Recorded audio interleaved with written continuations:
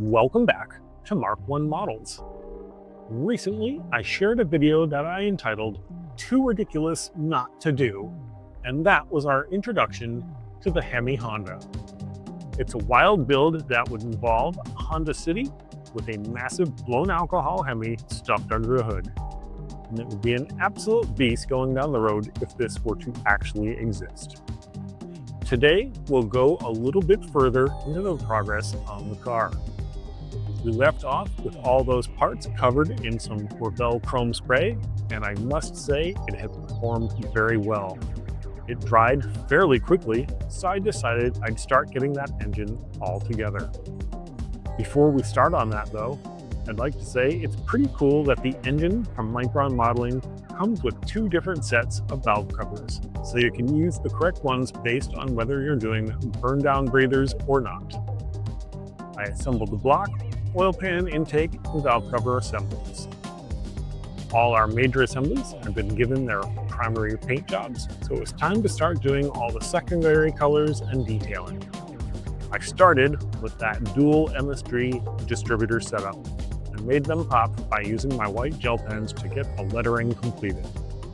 Where these Hemi valve covers have the spark plug holes in them, I knew I'd be wiring all 16 plug wires, so I cut lengths of both red and black 30 gauge silicone wire so each distributor would have its own color set. They fit perfectly under the MST covers, so it was time to move on to firing order. After determining that, I set about matching up each pair and labeling them for the wiring process. We'll get back to the build in just a moment. But I wanted to take a moment to remind you that if you like these videos, feel free to give a like and subscribe and share with your friends. Don't forget to make sure your notifications are turned on so you won't miss an episode. You can also follow along on our Facebook, Instagram, and Threads pages, and you can find those on the links in the homepage. Now let's get back to the build. With the distributors mounted to the block, next will be the actual wiring. This caused a bit of delay since I wasn't sure the correct pathway to use.